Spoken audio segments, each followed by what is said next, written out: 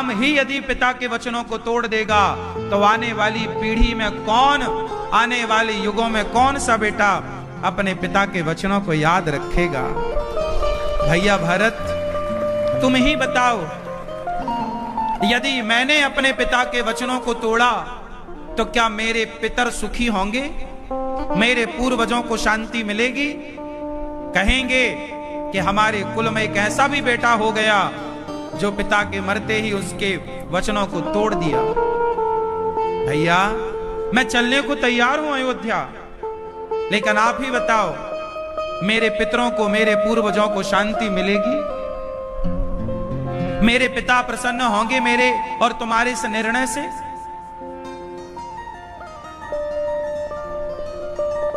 सारी सभा चुप, किसी के पास कोई उत्तर नहीं।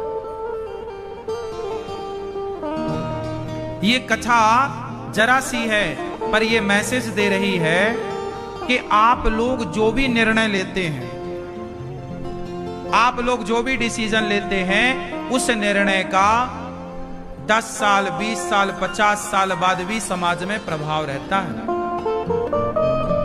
पता है आपको? महात्मा गांधी जी ने जो निर्णय लिया, उनका निर्णय का प्रभाव आज 2024 में भी है। हाँ या ना? पंडित लाल बहादुर शास्त्री जी ने उस समय जो निर्णय लिया होगा देश के लिए, प्रधानमंत्री बनकर के, वो निर्णय आज भी समाज में प्रभाव डाल रहा है। हाँ या ना? उस समय जो निर्णय लिया झांसी की रानी ने, जो निर्णय लिया शिवाजी ने, कब लिया था ये निर्णय? 1857 में झांसी का निर्णय था। आज इस बात को हुए लगभग 100 साल से अधिक आप जान रहे हैं। 1857 और ये 2024, सैकड़ों साल पहले लिए गए निर्णय आज भी समाज को प्रभावित कर रहे हैं या नहीं? हाँ या ना? चाहे वो शिवाजी का निर्णय हो, चाहे वो पांडे, मंगल पांडे का निर्णय हो, सुखदेव का निर्णय हो, कोई भी आप पुराना निर्णय उठा के देखिए। अच्छा, चाहे वो हिटलर का निर्णय हो, गलत निर्णय ही क्यों ना हो, पर वो गलत निर्णय भी आज समाज को प्रभावित कहीं ना कहीं कर रहा है। हाँ या ना? इससे ये पता चल, राम ने निर्णय लिया उस समय, आज के 8 लाख साल पहले। ये जो मैं बात कर रहा हूं, ये डिसीजन 8 लाख वर्ष पहले हो चुका है, और उस 8 लाख वर्ष पुराना डिसीजन आज 2024 में भी इसकी चर्चा हो रही है। इसका मतलब ये हुआ कि हम जो डिसीजन लेते हैं, अच्छा, अनिरुद्धाचार्य ने निर्णय लिया कि मुझे जीते जी वृद्ध माओं की सेवा करनी है, मैं मर जाऊंगा फिर भी मेरा ये लिया गया निर्णय 100, 200, 500 साल तक जिंदा रहेगा। आप मिटा नहीं सकते, फाड़ के फेंक दीजिए इतिहास के पन्नों को, फिर भी ये रहेगा। मीराबाई के वो प्रेम का निर्णय कि कृष्ण से प्यार करूंगी, मेरे तो गिरधर गोपाल, दूसरों ना कोई, ऐसे वर को क्या वरूं जो जन्मे और मर जाए, बरिए वर गोपाल को मेरो चुनरू अमर कर जाए। ये डिसीजन मीराबाई ने कब लिया? आज से लगभग 500 साल पहले, लगभग वो 500 साल पहले लेती है एक निर्णय। एक कमरे में बैठकर, बंद कमरे में एक महिला निर्णय लेती है कि मेरे तो गिरधर गोपाल। वो निर्णय आज तक 500 साल बाद तक, आप फाड़ डालिए सारे पन्ने, लेकिन आज तक वो निर्णय है, और समाज में जब तक ये धरती रहेगी वो चर्चा का विषय रहेगा। इसलिए आप जो करते हैं उसका आपके परिवार पर, उसका समाज पर सैकड़ों वर्षों तक प्रभाव रहता है। मोदी जी आज जो करेंगे उस किए का मोदी जी के 100 साल बाद, 200 साल बाद भी भारत में प्रभाव रहेगा, अच्छा या बुरा। हाँ या ना?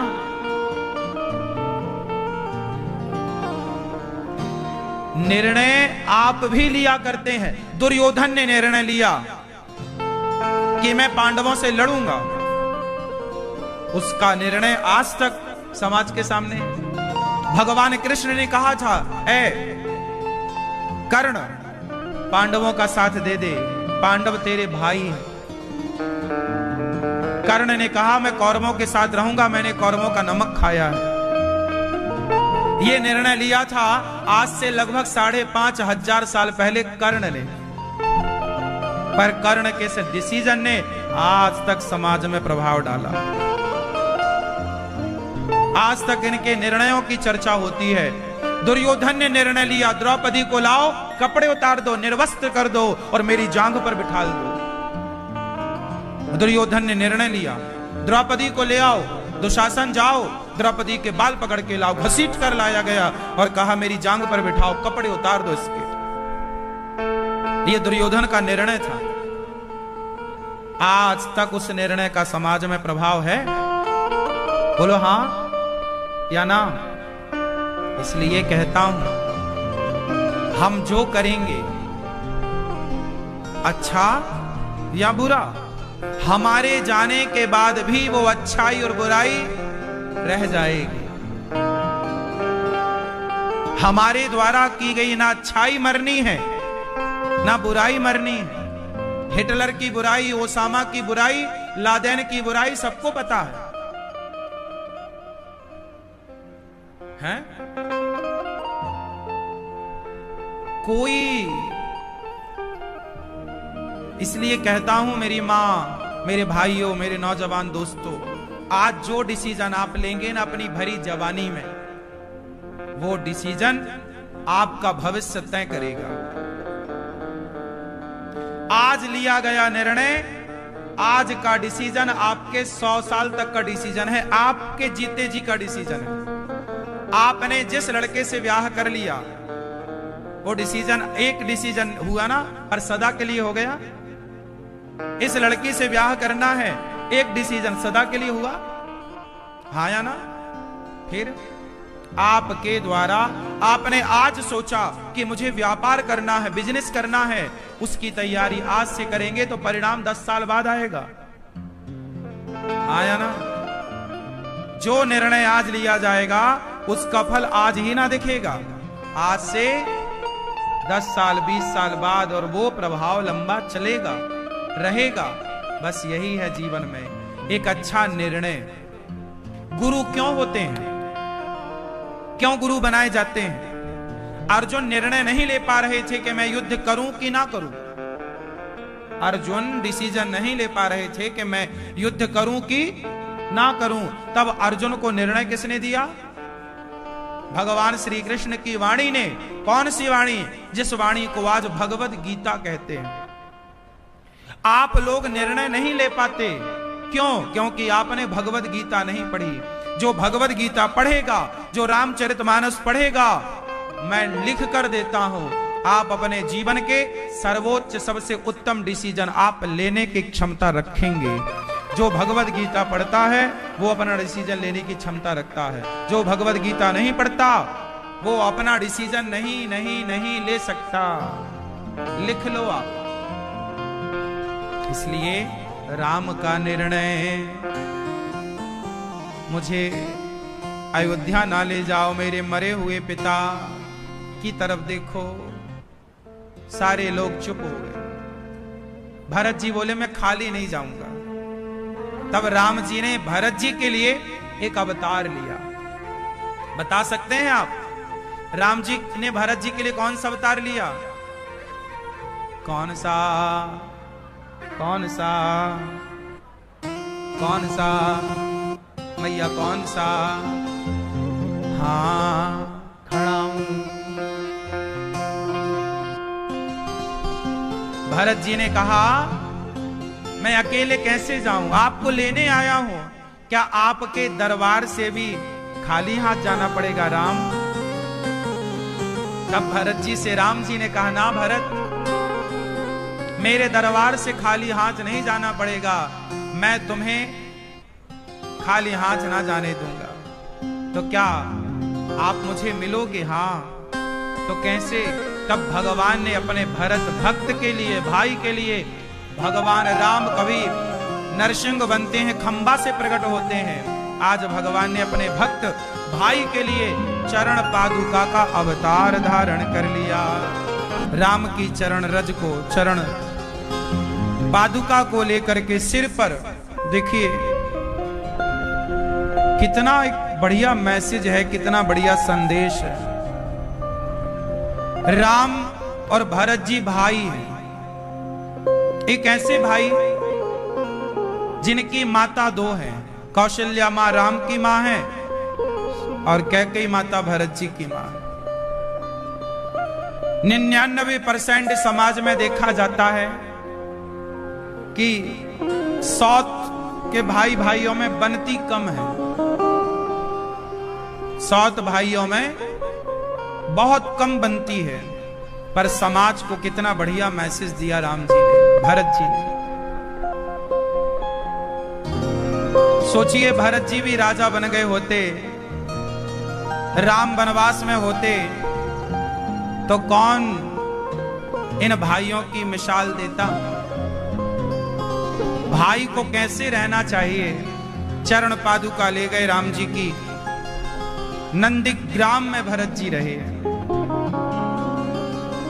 चरण पादुका सिंहासन पर रखी, पलट पलट करके जब चित्रकूट से गए, पलट पलट कर राम जी को देख रहे हैं। भरत जी अब अयोध्या में जाते नहीं हैं। अयोध्या में जब जाते हैं ना, तो जहां देखते हैं वहां राम की याद आती है। हर जगह वो राम राम को देखते हैं। ये घाट पर राम नहाया करते थे, इस जगह राम जी सोया करते थे, यहाँ राम खेला करते थे, यहाँ राम बैठते थे। तो चित्रकूट से लौटकर नंदीग्राम, भरत जी अयोध्या नहीं गए। नंदीग्राम अयोध्या से 20-25 किलोमीटर दूर रहे। भरत जी ने चरण पादुका सिंहासन पर रखी और राम की सेवा करते हैं। सिंहासन पर किसे बिठाया भरत जी ने? चरण पादुका। कौन है? राम है। बस यही है जीवन का सार। पूरी अयोध्या किसने संभाली 14 साल? बोलो। भरत जी ने। किसने संभाली? पूरी अयोध्या भरत जी ने संभाली 14 वर्ष। लेकिन राजा बनकर नहीं, राम का दास बनकर। मैं राम का। बस ये आपके जीवन के लिए है। आप भी पूरी गृहस्थी संभालो, आप भी पूरा काम काज संभालो, पर राजा बनकर नहीं, प्रभु के दास दासी बनकर काम संभालो। हे प्रभु, हम आपके हैं। ये फैक्ट्री आपकी, ये दुकान आपकी, ये काम आपका। आप जानो, आपका काम जाने। चाहो तो पार लगाओ, चाहो तो डुबाओ, मर्जी आपकी। अपना ना मानो कि मेरा है। ये भरत जी से मैसेज मिला, सीख मिली। अब राम जी यहां से भरत जी की याद में अब बहुत समय चित्रकूट में, अब राम जी का भी मन ना लगा और राम जी चित्रकूट से आगे पंचवटी की ओर चले और यहां से ही अयोध्या कांड पूरा हुआ। अब अयोध्या कांड पूरा होते ही अरण्य कांड स्टार्ट हुआ। अरण्य मतलब, अरण्य कहते हैं जंगल को। अब जंगल में जो जो हुआ वो अरण्य कांड में गोस्वामी जी ने लिखा।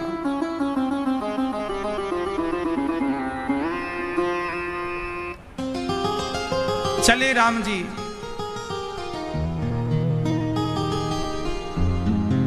अब एक घटना घटी। एक दिन राम जी, अभी चित्रकूट में ही है राम जी, चलने की तैयारी है। आज राम जी माता सीता का श्रृंगार कर रहे हैं। श्रृंगार, आज राम जी माता सीता के बालों में पुष्प गूंथ रहे हैं। एक पति और एक पत्नी किस तरह प्रेम से रह सकते हैं, यह राम और सीता से सीख लेना चाहिए। आज चित्रकूट में सुंदर से पुष्प राम जी तोड़कर लाते हैं और सीता मैया सामने बैठी हैं। सीता मैया के पीछे राम जी बैठे हैं और सीता मां के सिर राम जी की गोद में है। ऊंचे आसन पर राम जी बैठे हैं, थोड़ा नीचे सीता जी बैठी हैं और राम जी सीता माँ के केशों को, बालों को आज सजा रहे हैं। उनमें सुंदर सी माला, गजरा अपने हाथों से राम जी पहना रहे हैं, श्रृंगार।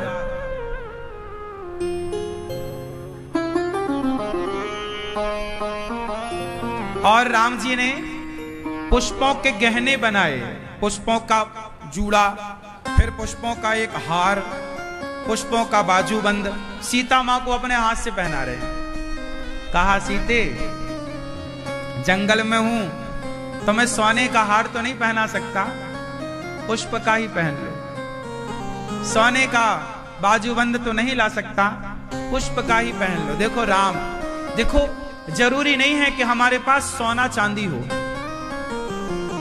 जरूरी नहीं है कि आप पत्नी को सोने का ही हार लाओ। अरे कभी कलियां तोड़कर कभी पुष्प ले आओ और अपने हाथ से पुष्प का हार बनाकर अपनी पत्नी के गले में पहनाओ। वो इतना सुख पाएगी कि सोना चांदी भी इतना सुख ना देगा। यदि प्रेम है ना तो ये सब चीजें अच्छी हैं। जरूरी नहीं है कि हम पत्नी को सोने का ही तोहफा दें। क्यों? राम और सीता का ये जो है कार्य, ये क्या दर्शा रहा है? पति पत्नी का प्रेम। पति पत्नी का प्रेम कितना मधुर होता है, पति पत्नी का प्रेम कितना पवित्र होता है। पति और पत्नी के प्रेम में आपको बता दूं, पति पत्नी के प्रेम में भगवान का वास होता है। पति पत्नी की प्रसन्नता में ईश्वर की प्रसन्नता होती है। पति पत्नी की प्रसन्नता में हमारे घर में लक्ष्मी, अन्नपूर्णा और जितने भी शुभ देवी देवता हैं सब प्रसन्न होते। इसलिए प्रसन्न आप भी पत्नी का श्रृंगार कर सकते हैं, राम जी से सीख सकते हैं। अच्छा, कितनी स्त्रियां चाहती हैं कि मेरा पति भी ऐसा श्रृंगार करे मेरा।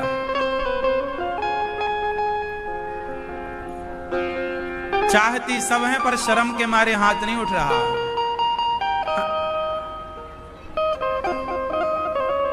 वैसे ये बात पत्नियों को कहने की नहीं है, ये तो पुरुषों को सोचने की है कि क्या आप ऐसा करते हो। कितने पुरुष यहां शादीशुदा बैठे हैं, जरा हमें कृपया हाथ उठा के दर्शन दो। शादी हो गई, तुम करते हो कभी पत्नी का श्रृंगार कि केवल लड़ते ही हो, ताने बस मारते हो? अरे ताने मारते हो ठीक है, लड़ते हो ठीक है, पर कभी प्यार भी तो करो। कभी इस अधिकार से उसके पास तो जाओ कि वो विश्वास से आपकी तरफ देखे और कहे कि हां कोई है मेरा जो मेरा सपोर्ट करने वाला, कोई है। स्त्री ना अकेली पड़ जाती है। बाप कहता है, पिता कहता है तू पराए घर की है, तेरा ये घर नहीं है। भाई कहता है बहन ये घर तेरा नहीं है। बाप कहता बेटी ये घर तेरा नहीं है। चलो ससुराल जाती है, लड़की को लगता है ये घर मेरा है। जरा सी लड़ाई हुई, पति बोला जा अपने बाप के घर, ये घर तेरा नहीं है। अब मुझे आप लोग कंफर्म करके बताओ कि ये स्त्रियों का घर कौन सा है? ये बाप के घर को अपना माने कि पति के घर को अपना माने? जरा ये पुरुष लोग मुझे कंफर्म कराओ, कौन सा घर है? अरे स्त्री नारी जो होती है ना, वो प्रेम की मूर्ति है। स्त्री प्रेम की प्रतिमूर्ति होती है। चलता फिरता प्रेम है वो। पुरुष और स्त्री के प्रेम में अंतर है, हाँ या ना? अच्छा, मैं आप सबसे एक बात पूछूं, पुरुषों से। पत्नी और पति दोनों एक दूसरे से प्यार करते हैं, पर बताइए किसके प्रेम में पवित्रता ज्यादा है, पुरुष के प्रेम में या स्त्री के प्रेम में? पुरुष बताएंगे। चश्मा वाले भैया, किसके प्रेम में पवित्रता ज्यादा होती है? पुरुष के। आप बताओ भैया, दोनों के। चलो पवित्र तो दोनों का हो सकता है। अब ये बताओ कि जो दोनों का प्रेम है, किसका प्रेम भारी है ज्यादा, किसका, पुरुष का या स्त्री का? बोलो, उत्तर दे सकते हैं? किसका प्रेम ज्यादा होता? हाँ, क्यों चश्मा वाले भैया, आप बताओ। पुरुष का ज्यादा होता है। तो आपकी पत्नी आपसे कम प्यार करती है, है ना? आप ज्यादा का, बढ़िया है, ऐसा होना चाहिए। दादाजी आपकी टोकरी है? कहां है? हाँ हाँ, बताओ फिर, आपका प्रेम ज्यादा है कि उनका आपके प्रति ज्यादा है? बराबर, सही।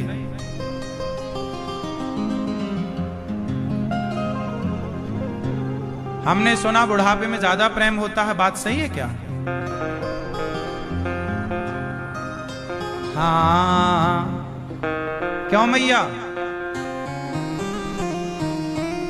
देखो, आप सबकी बातें बहुत बढ़िया है, पर मेरा जो मानना है, समाज में जो मैंने देखा है, इससे देखने से यह पता लगता है कि स्त्रियों का प्रेम जो है ना, पुरुषों से ज्यादा पवित्र भी है और भारी भी है। ऐसा मेरा पर्सनल मानना, हो सकता है मेरी मान्यता गलत हो, पर समाज में मैंने जितना कुछ देखा है, मैंने मुंशी प्रेमचंद्र जी की उस जमाने की कुछ कहानियां भी पढ़ी,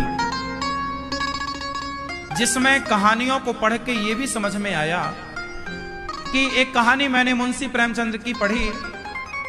कहानी बहुत सारी पढ़ने से कहानियों का नाम तो पता नहीं होता, लेकिन कहानी पता होती है। एक कहानी मैंने पढ़ी, 2 मिनट कहो तो मैं सुना दूं आपको। एक पत्नी थी, गांव की घटना मुंशी प्रेमचंद्र जी लिख रहे हैं। यह घटना एक गांव की है। एक गांव में एक पत्नी थी, एक पति, दोनों बड़े प्रेम से रहा करते थे। पति पढ़ता था, उसकी पढ़ाई अभी कंटिन्यू थी, चल रही थी, कि विवाह हुआ। पत्नी में बहुत आसक्त था, उसका पति बहुत सुंदर थी, बहुत अच्छी थी। एक दिन उसके कॉलेज से ऑफर आया कि आपकी आगे की पढ़ाई लंदन में होगी, आप चाहें तो यहां की गवर्नमेंट आपको पढ़ाने, आप अच्छे नंबर लाए हैं, आप योग्य हैं, तो आपको गवर्नमेंट अपनी तरफ से भेजेगी लंदन पढ़ने के लिए। जब यह प्रस्ताव आया, 3 साल के लिए लड़के को जाना था। अब पत्नी को पता चला कि मेरे पति 3 साल के लिए पढ़ने लंदन जाएंगे। यह घटना उस जमाने की थी जब हमारे देश गुलाम था, और यह कहानी लिखने वाले मुंशी प्रेमचंद्र हैं, और मुंशी प्रेमचंद्र ने गुलामी का पूरा कार्यकाल देखा है। उसी जमाने के कवि हैं, उसी जमाने के लेखक हैं। तो मुंशी प्रेमचंद्र जी लिखते हैं कि वो लड़की, पत्नी आई, पति से कहा, आपका क्या विचार है, लंदन जाओगे? आपको ऑफर आया, आप जाना चाहो जाओ, नहीं जाना चाहो मत जाओ। पति बोला, नहीं, मेरा जी नहीं करता तुझे छोड़ के जाने का, कैसे रहूंगा 3 साल तेरे बिना, मैं नहीं जाता। कोई कैरियर वैरियर नहीं, जो है भारत में कमाएंगे, खाएंगे, प्रेम से रहेंगे, क्या करेंगे इतनी डिग्रियां, इतना पैसा क्या करेंगे जब अपने का प्यार नहीं है? तो मैं तुझे छोड़ के नहीं जाता। माँ को कैसे छोड़ूं, पिता को, और मेरी प्यारी तो तू है, मैं तुझे बहुत प्यार करता हूं। पर पत्नी ने समझाया। देखिए, पत्नी ने कहा कि आप जाइए, आप पढ़ लिख जाएंगे, आप बड़ा पद पाएंगे, मुझे बहुत प्रसन्नता होगी कि मेरा पति आज वहां, आपको जाना चाहिए। सारे गांव के लोग मना कर रहे थे, सारी समाज मना कर रही थी, और उस लड़के का खुद का मन नहीं था जाने का, लेकिन पत्नी ने उसे मोटिवेट किया, आपको जाना चाहिए, आपके भविष्य का सवाल है। 3 साल की तो बात है, मैं रह लूंगी आपके, लेकिन याद रखिएगा मुझे पत्र लिखते रहिएगा। उस जमाने में पत्र का ही दौर था, कोई टेलीफोन नहीं था। उसने मन बनाया, सबने कहा अच्छा ठीक है। उसका मन नहीं था, पर फिर भी वो घड़ी आ गई जिस दिन उसे विदा होना था। वो विदा होने के लिए चला, पत्नी से मिलने गया, पत्नी को गले लगाया, कहा प्रिय मैं जा रहा हूं पर मेरा मन नहीं है तुम्हें छोड़कर जाने का। पत्नी ने कहा जी मैं थोड़ी चाहती हूं कि आप जाएं, बस आपके पढ़ लिख लेने से इस राष्ट्र का, इस समाज का कितना भला होगा। आप पढ़ लिख जाएंगे तो आपके दोस्त मित्रों को आप न्याय दिला सकते हैं। आप वकालत की पढ़ाई पढ़ने जा रहे हैं, वकालत पढ़ने जा रहा था, एडवोकेट बनना है, जाओ। गले लगाया पत्नी ने, प्यार की बातें हुई, मुझे पत्र जरूर लिखते रहिएगा। पति ने कहा प्रिय मैं तुम्हें छोड़कर जाना नहीं चाहता, पल पल तुम्हारी याद आएगी, कैसे रहूंगा तुम्हारे बिना। उसकी पत्नी को भी लगा कि मेरा पति कितना अच्छा है, मेरा कितना ख्याल रखता है। पति चला गया, ट्रेन में बैठा और वहां पहुंचा जहां से बड़ी बड़ी जहाजें, पहले यात्राएं जहाजों से होती थी। उस जहाज में बैठ के वो लंदन की ओर चला।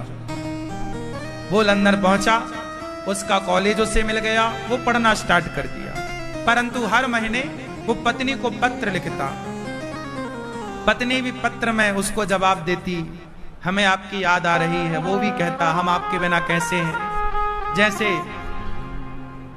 सब प्यार की उपमाएं वहां बहुत अच्छा मुंशी प्रेमचंद्र जी लिखते हैं, वो तो बहुत अच्छे कवि लेखक हैं। सब कुछ हुआ,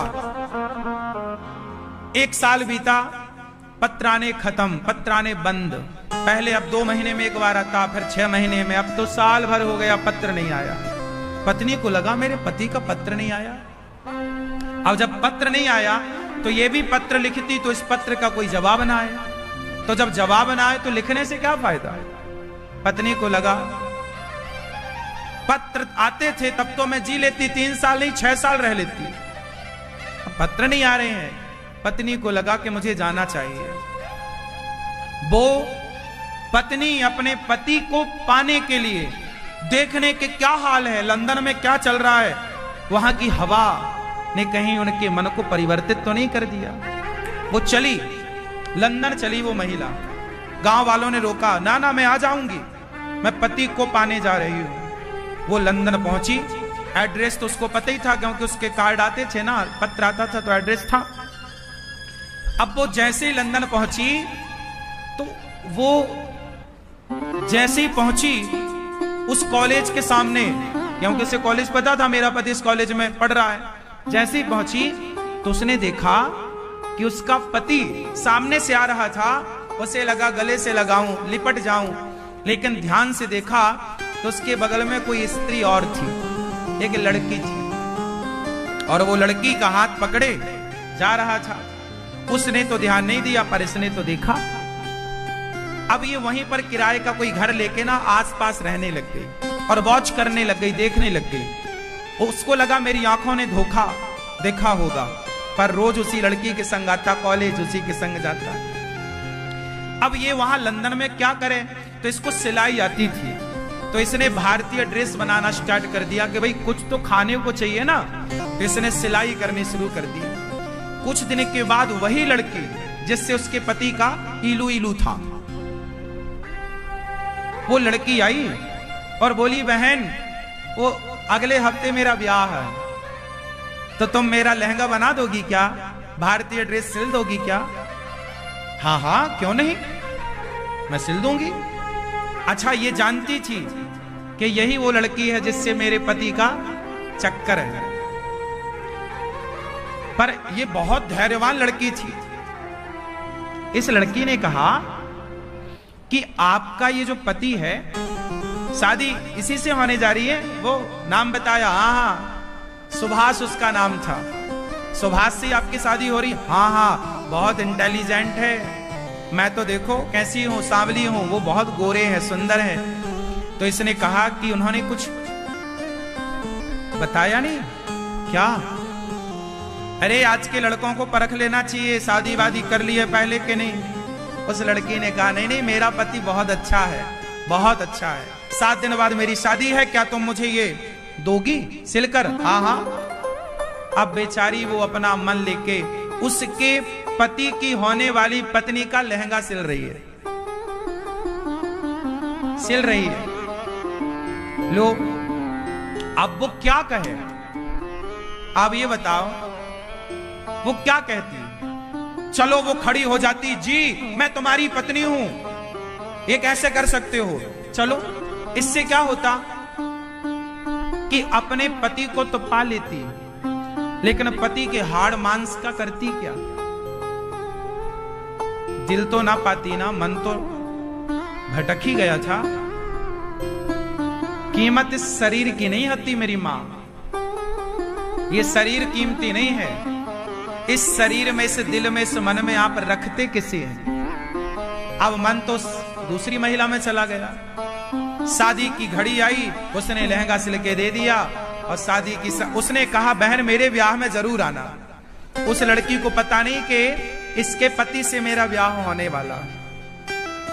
लो भैया, ये शादी में गई और शादी में जाके देखा तो उसका पति बैठा मंडप पे, उस लड़की के संग उसकी भांवर पड़ रही है, फेरे पड़ रहे हैं, शादी वादी हो गई।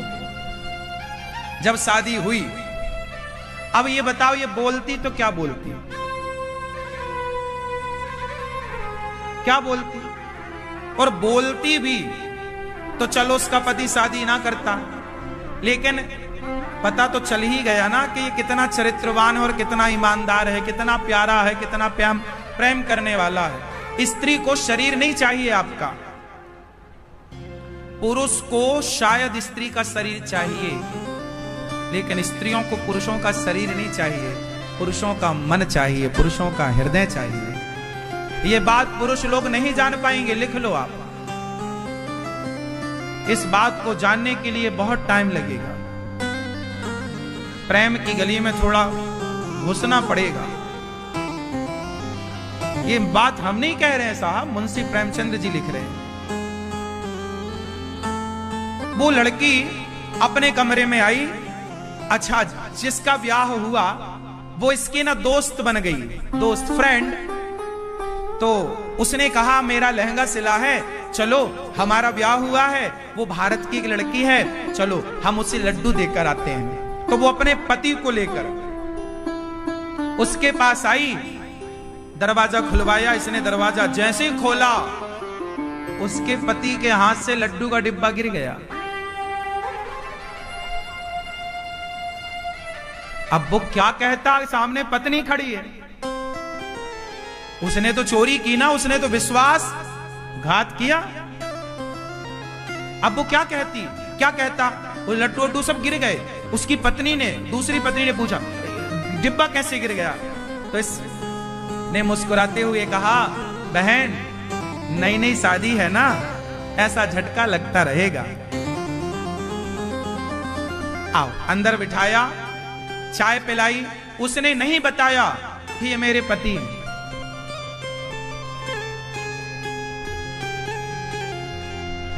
उस लड़की ने कहा बहन तुमने मेरा लहंगा सिला, मेरी शादी में आई, बहुत अच्छा लगा, देखो मेरे पति कितने अच्छे हैं। हाँ बहन तुम्हारे पति बहुत अच्छे हैं, भगवान करे कि तुम्हारे पति अच्छे ही रहें, क्योंकि कुछ लोग समाज में ऐसे हैं जो प्यार का इजहार किसी से करते हैं, साथ जीने और मरने की कसमें खाते हैं, पर साल 2 साल में ही अपने रंग बदल देते हैं। बहन भगवान करे तुम्हारे पति ऐसे ना हो। अब वो सुन रहा है, वो तो जान रहा कि मैंने से सारी जिंदगी साथ जीने मरने की कसमें खाई, पर वो पानी पानी था, कहे तो कहे क्या।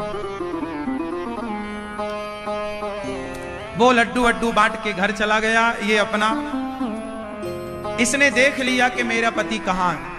इसने दरवाजा बंद किया, किराए का घर था, किराया दिया, जिसका था दिया, और अपने किराएदार मालकिन को एक डिब्बी देती है, बहन वो मेरी सहेली आएगी कल, तो ये डिब्बी उसे देना और ये पत्र देना। और ये वापस भारत की ओर रवाना हो गई। क्या करती? प्रेम क्या है?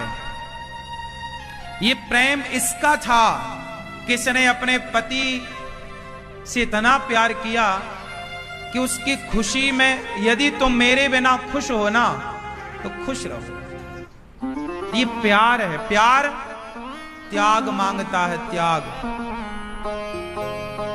ये वापस, अच्छा, उसका पति ना, उसे नींद ना आई। उसको लगा मेरी पत्नी कितनी अच्छी है कि मेरा पता लगाते वो भारत से लंदन आ गई।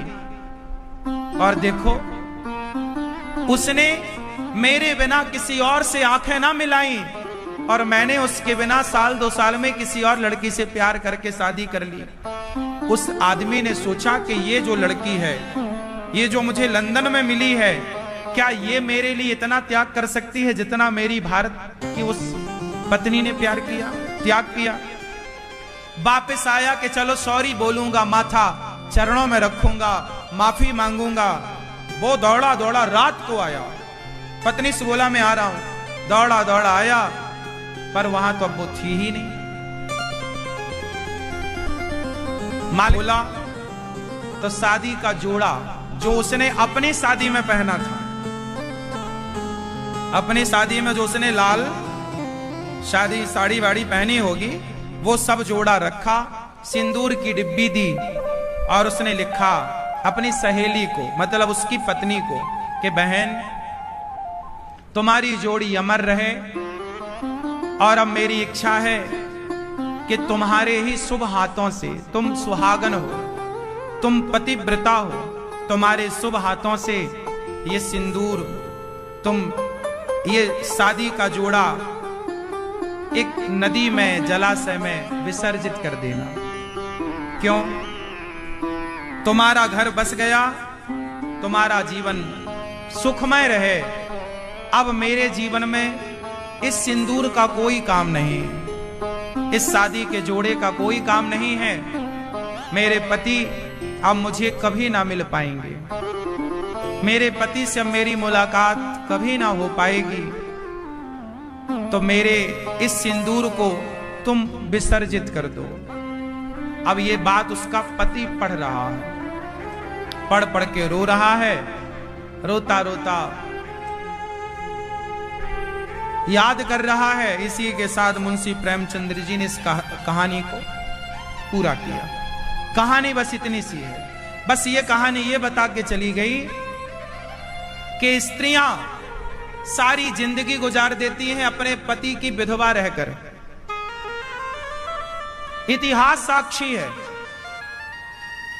स्त्रियां अपने पति की विधवा रहकर सारी जिंदगी गुजार देती हैं या नहीं?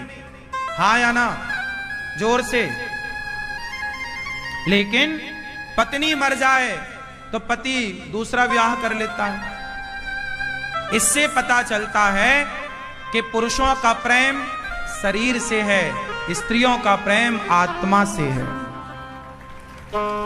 इसलिए पुरुषों की अपेक्षा स्त्रियों का प्रेम ज्यादा पवित्र है, ज्यादा भारी है। मैं इस निर्णय पर पहुंचा हूं। आप इस निर्णय को, मेरे इस डिसीजन को आप गलत कह सकते हैं, मुझे दिक्कत नहीं,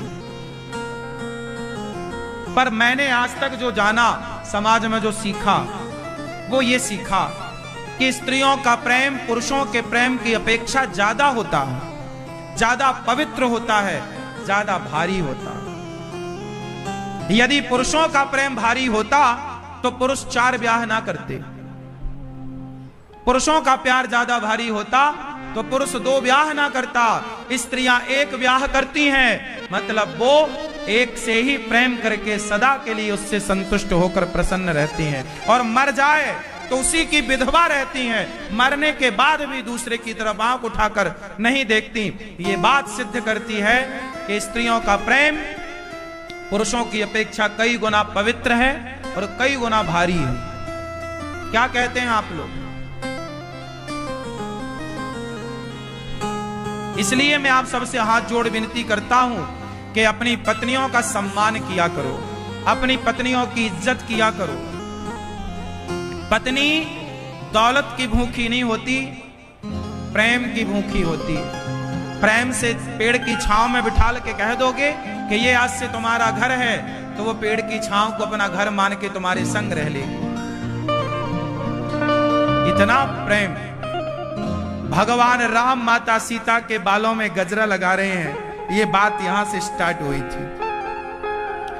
तो भगवान राम फूलों का श्रृंगार कर रहे हैं, तो आप भी कभी अपनी पत्नी का ज्यादा सम्मान किया करो, पत्नी की ज्यादा इज्जत किया करो। हां, मेरा मानना कुछ अलग है साहब, क्या करूं? मैं माओ से ज्यादा प्यार करता हूं, माओ से। इसलिए ना ईश्वर ने मेरे खाते में 280 माएं रखी हैं।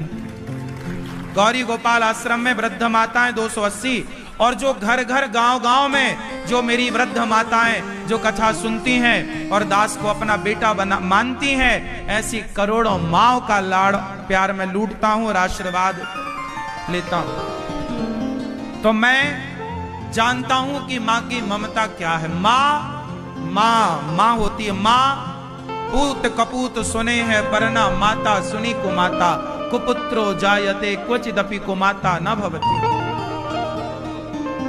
मां का प्यार और पत्नी का प्यार बहुत अंतर नहीं है इनके प्यार में, केवल दृष्टि का अंतर है।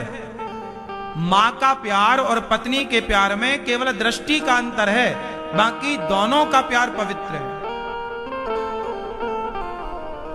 अब ये बहुत गहरी बातें हैं, समझाऊं तो घंटा लगे, इतना टाइम नहीं है हर चीज को। लेकिन जितना समझाया समझ में आया? क्या समझ में आया बेटा तुम्हारे? हाँ, पत्नी को कभी धोखा ना देना। स्त्री को धोखा देना मतलब ईश्वर को धोखा देना। जिसने अपना परिवार तुम्हारे लिए छोड़ा, सब कुछ तुम्हारे पे न्यौछावर कर दिया, कल आप उससे कह दो कि मैं तेरे से तलाक लेकर, तो गलत हो जाएगा। इसलिए हम हिंदुओं में ये तलाक का रिवाज नहीं है। इसलिए हम भारतीयों में, सनातनियों में तलाक का रिवाज नहीं है, क्योंकि हम भारतीय हैं ना, नारियों का सम्मान करना जानते हैं।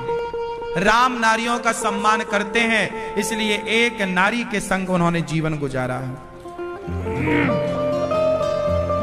आप विचार करो, ये पुरुष लोग 2-2 शादियां कर लेते हैं, 4-4 कर लेते हैं।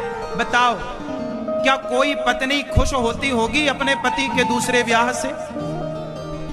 वो करता है तो अपने पावर पे कर लेता है। तुम तो पांव की जूती हो, चुप रहो, तुम्हें बोलने का अधिकार नहीं है। क्यों बोलोगी? लेकिन क्या उस नारी से पूछा जाए क्या वो खुश है? इसलिए गलत को गलत कहना सीखो, सही को सही कहना सीखो।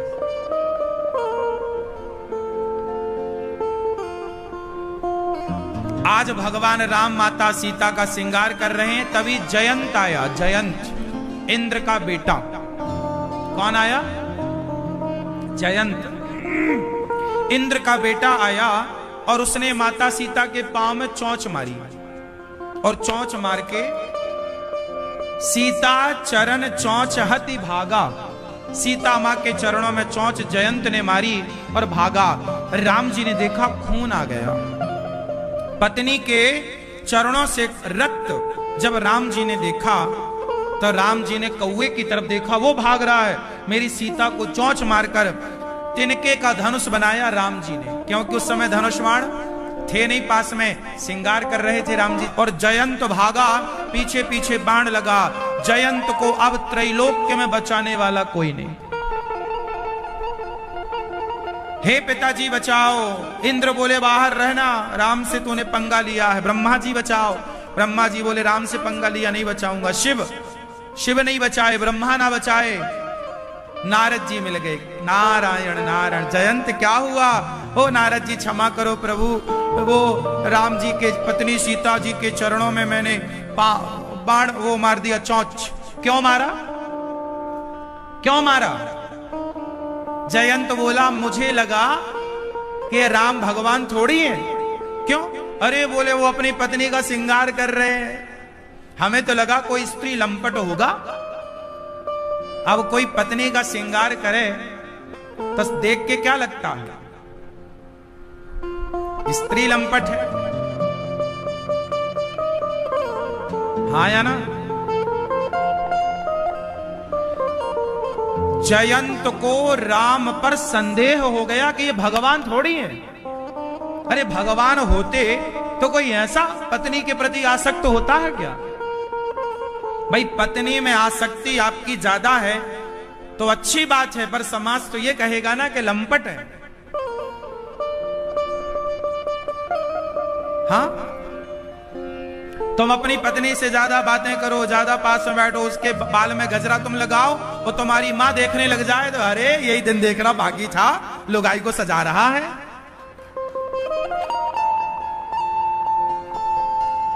एक तो स्त्रियों की सबसे बड़ी दुश्मन स्त्रियां हैं।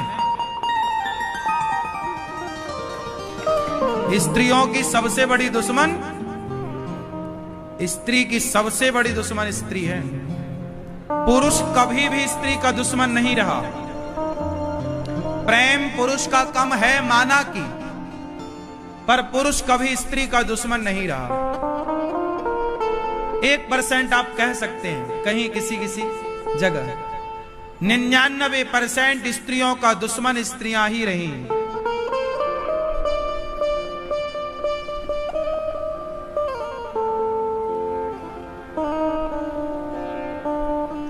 यदि आज पुरुष अपनी पत्नी का श्रृंगार करने लग जाए और उसकी बहन देख ले, उसकी मां देख ले, देखो भैया देखो, हाँ, जबकि चाहते सब हैं कि मेरा पति मुझे समय दे और मेरा ख्याल रखे, और रखना चाहिए, लेकिन ये चीज लोग पचा ना पाते, नहीं पचा पाए, रीति है, क्या बताएं। फ्रैंकली रहना आजकल, इसी चक्कर में ना फ्रैंकली का मतलब बदल गया। आजकल फ्रैंकली का मतलब ये हो गया आप खुले में घूम रहे हैं, कम कपड़े पहन के जा रहे हैं, क्लबों में जाके पर पुरुष पर स्त्रियों के संग नाच रहे हैं। फ्रैंकली का मतलब ये हो गया, जबकि फ्रैंकली का मतलब ये नहीं था। फ्रैंकली का मतलब ये था कि आप अपने घर में अपने पति के साथ, अपनी पत्नी के साथ फ्रैंकली रहेंगे। पत्नी और पति के साथ फ्रैंकली रहो, घुल मिल के रहो। ये नहीं कि पराई औरत के संग फ्रैंकली है, पराई स्त्री के संग फ्रैंकली ना। भगवान राम जयंत पे बाण छोड़े, जयंत चारों तरफ भागा, कोई बचाने वाला ना मिला। भगवान को देखना चाहता था जयंत के भगवान है या नहीं। नारद जी के चरणों में गिर पड़ा, महाराज आप बताओ अब मैं क्या करूं। नारद जी बोले, जा, तूने भगवान का बिगाड़ा, माता सीता के चरणों में तूने चोंच मारकर उन्हें परेशान किया, जा मां की शरण में जा, मां सीता माफ कर देंगी तो भगवान तुझे माफ कर देंगे। जा, चरणों में जाके गिरा। जब चरणों में गिरा तो सीता मां ने जयंत को देखा, मां मां क्षमा कर दो मां। मां भगवती सीता ने सिर पर हाथ रखा और क्षमा किया। राम जी से कहा, प्रभु ये बेटा है, बच्चा है, देखो यदि मेरे से कोई अपराध हो जाए ना तो भगवान माफ नहीं करते, इसलिए हम लोग अकेले राम की पूजा नहीं करते, कृष्ण की पूजा नहीं करते, हम सीता राम लक्ष्मी नारायण की पूजा, कि हमारे भगवान शायद माफ ना करें पर हमारी माता भगवती, हमारी राधा रानी माफ कर देंगी। इसलिए वृंदावन में लोग राधे राधे जपते हैं, कृष्ण कृष्ण कम जपते हैं, राधे क्यों? क्योंकि मां है ना, और मां खुश तो पिताजी को वो मना लेंगी। हम लोग जब छोटे थे ना, मैं खुद छोटा था, और हमारे पिताजी जब नाराज हुआ करते थे, गुस्सा, तो हम लोग तुरंत दौड़ के मां की गोद में आके बैठ जाते थे। हाँ या ना? बच्चों पर जब कोई संकट आता है, पिता डांट रहा है तो कहां जाता है? मां के पास। और मां राजी तो पिता राजी, सिद्धांत है। इसलिए राधा रानी राजी तो श्री कृष्ण राजी, इसलिए राधे राधे। अब ये लोग कुछ लोग कहते तुम राधे राधे काहे जपते हो, ये तुम्हारे वश का नहीं है, तुम्हारी अभी बुद्धि बच्चों की है, तुम्हारी बुद्धि का विषय नहीं है। राधा आधार है सृष्टि का, राधा सीता लक्ष्मी ये मां है। इसलिए हम लोग पहले क्या कहते हैं, सीता फिर राम, राधे फिर कृष्ण, गौरी फिर शंकर, लक्ष्मी फिर नारायण, माता फिर पिता, चाची फिर चाचा, मौसी फिर मौसा, नानी फिर नाना, दादी फिर दादा। हर जगह लेडी फर्स्ट है, हर जगह भगवती आगे। कब होती है मेरी पत्नी अच्छी है या बुरी है, ये कब पता लगता है? जब पति पर संकट आता है। जब पति पर संकट आएगा तो अच्छी पत्नी का पता लगेगा। इसलिए संकट आना भी जरूरी है रे बाबा। कभी कभी संकट आने से पता लग जाता है कि कौन अपना है और कौन पराया। जब संकट आता है तो पत्नी का पता लगता है। अच्छे दिन में तो साथ साथ रहते हैं सब लोग, दिन बुरे आ जाएं तो पत्नी कुछ ऐसी भी होती है, मैं मायके जा रही हूं, अच्छा टाइम आए तो फोन लगा देना, मैं आ जाऊंगी। दिन अच्छे हैं तो पति के साथ, दिन बुरे आए तो छोड़ के चली गई। पर माता सीता राम के हर दिनों में साथ में रही। अच्छे दिन हो या जो हर समय आपका साथ निभाए। दिन बदलते रहेंगे क्या है, सुख दुख तो दिन रात की तरह है। मौसम बदल गया ना। आज से 4-5 महीने पहले आप आए थे तो स्वेटर पहन के आए थे, 6 महीने पहले सर्दी थी। दिसंबर जनवरी में आओगे स्वेटर पहन के आओगे, गर्मी में आओगे देखो गर्मी वाले कपड़े। तो मौसम बदल गया ना। ऐसे ही समय बदलता है। पत्नी को चाहिए कि वो हर समय पति का साथ निभाए।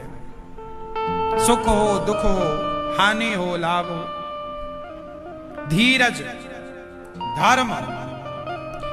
अच्छा, पत्नी की पहचान भी दुख में होती है कि ये सही है। अच्छा, ये बात सही है ना कि कुछ स्त्रियां दुख में पति को छोड़ देती हैं।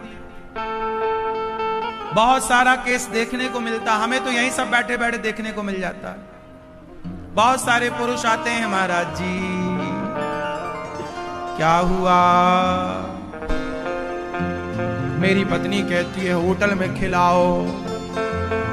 अब हमारे पास इतना पैसा नहीं है कि हम उसे रोज होटल में, एक बार ले भी गए हम, पर वो कहती है हफ्ते में एक बार खिलाओ रोज होटल में। अब कहा महाराज जी हमारे पास इतना बजट के हम 1000 रुपए का उसको खवाएं, इतना नहीं है। गरीब आदमी हूं, सामान्य हूं, कमाता खाता हूं। और पत्नी को शौक लगा है, बोले साड़ी दिलाओ महंगी, नहीं दिलाते तो कहती है तुम्हारी यही औकात है।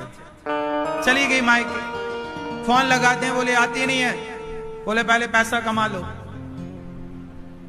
तो ऐसे भी हैं जो पति का साथ तब छोड़ देती हैं जब पैसा ना हो। इसलिए तो कहा सुख के सब साथी, दुख में ना। सुख के सब साथी, दुख में ना हो।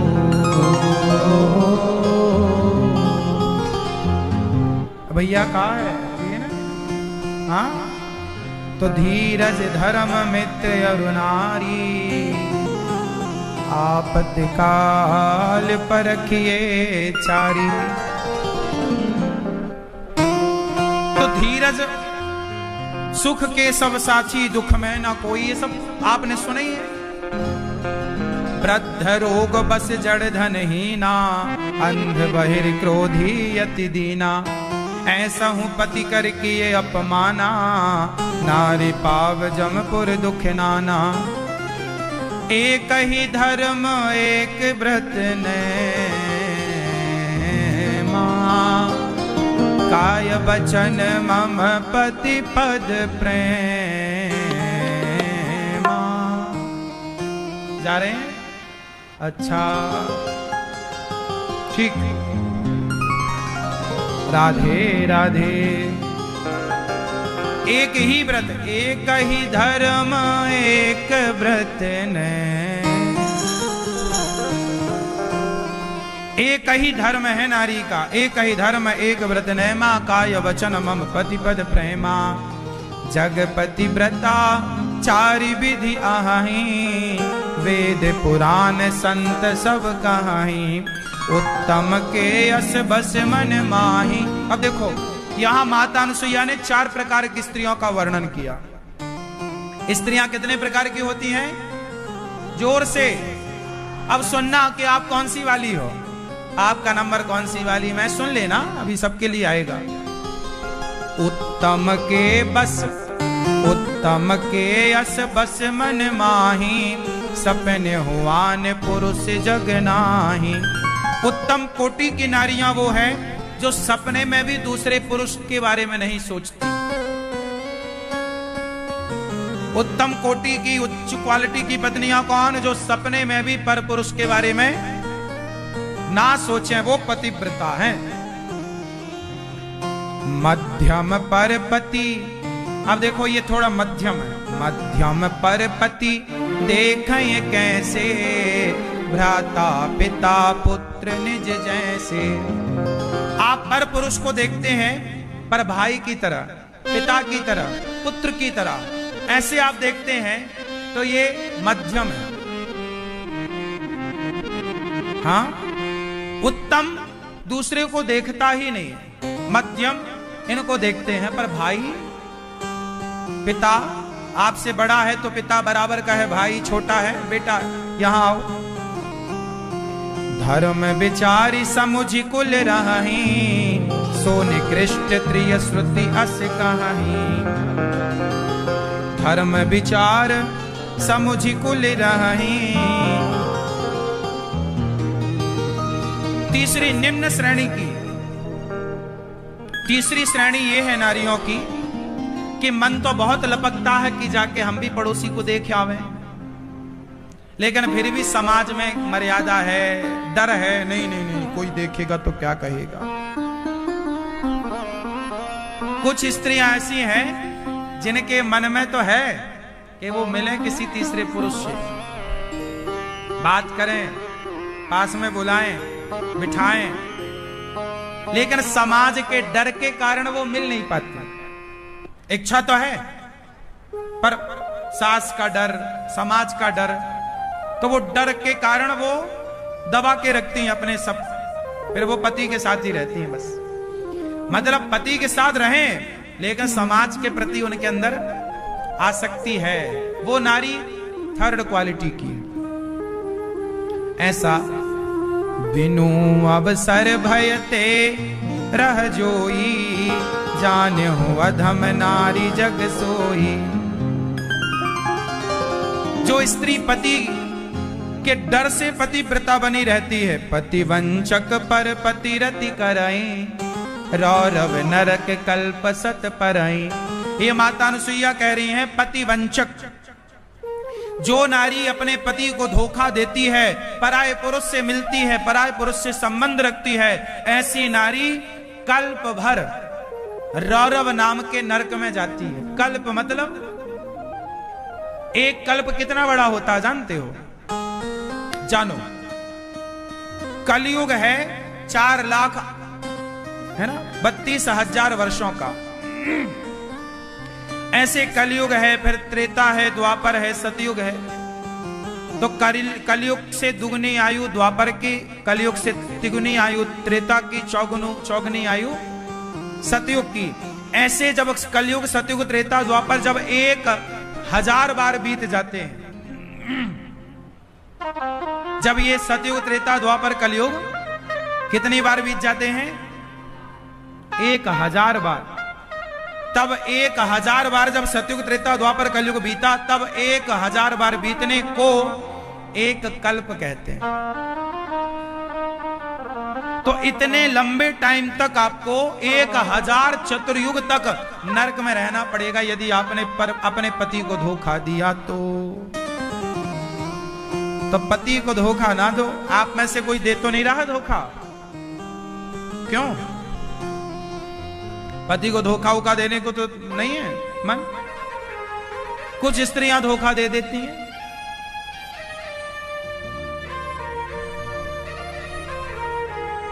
एक पुरुष मेरे पास आया कुछ दिन पहले, बोला महाराज जी मुझे बचा लो। हमने कहा बचा लो? काहे बचा ले भैया, क्या तुम पे संकट आया? तुम तो बढ़िया हो, क्या बचाएं? बोले महाराज जी मुझे एक पराई औरत मेरी पड़ोस में रहती है, रोज बुलाती है। हाँ। मैंने कहा बुलाती है तो काहे जाता है? बोले क्या करें महाराज जी, पहली बार गए थे तो मैंने कहा उसका ब्याह हो गया? हाँ। बोले उसका पति है। मैंने कहा उसके पति को पता नहीं है कि तू मिलने जाता है? बोले थोड़ा थोड़ा पता है, कंफर्म नहीं है उसको। मैंने कहा तू गलत कर रहा है, किसी पराई स्त्री की तरफ देख रहा है, तेरा तो सत्यानाश होगा, उस स्त्री का भी सर्वनाश होगा। तो समाज में ऐसे भी है, लुका छिपा सब चल रहा है। अब ये तो भगवान ही जाने कि कौन कैसा है। आजकल तो आदमी को मौका मिले तो देख लो। जेठालाल को जरा मौका मिला कि बबीता की तरफ देखा, ऐसे ही चल रहा है सब। हाँ या ना? इस दुनिया में आज इसलिए कहता हूं पत्नी पतिव्रता हो, पुरुष पत्नी व्रता हो, पर नारी की तरफ बिल्कुल ताक झांक नहीं। ये मन का भरोसा नहीं कब आपको डुबाए। ये मन बड़ा चंचल है, इसलिए मन पे भरोसा ना करना। समय से शादी ब्याह कर लो, अपनी पत्नी के साथ बिंदास रहो, पति के साथ रहो, यहां वहां बिल्कुल ना देखो। ऐसा हम नहीं कह रहे हैं, माता अनुसुईया कह रही हैं।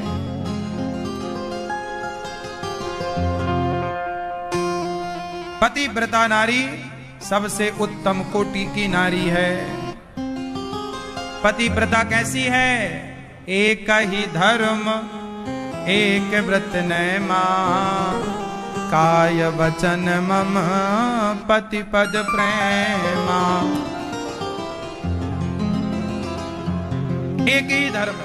अच्छा, अब राम जी आगे चले और जब आगे चले ना तो वहां शरभंग जी का आश्रम था। शरभंग जी से मिले, अनुसुईया मां से विदा हुए, शरभंग जी का दर्शन करते हुए राम जी आगे चले। फिर वहां पर शरभंग जी का दर्शन करके जब राम जी आगे चले तो वहां एक हड्डियों का पहाड़ देखा। शरभंग जी भगवत धाम गए, पहाड़ देखा। तब राम जी ने पूछा कि ये पहाड़ कैसा है? बोले संतों का ये हड्डियों का पहाड़। संत लोग तपस्या कर करके ये राक्षस लोग उन्हें मार देते हैं, तो भजन करने वाले संतों की ये हड्डियां इनका पहाड़ है। तब राम जी ने कहा निश्चरहीन करऊं मही, भुज उठाए पनकीन, सकल मुनिन के आश्रम ने जाय जाय सुख दीन। अब राम जी आगे चले तो अगस्त जी के शिष्य थे सुतीक्षण जी। मुनि अगस्त कर शिष्य सुजाना, नाम सुतीक्षण रति भगवाना।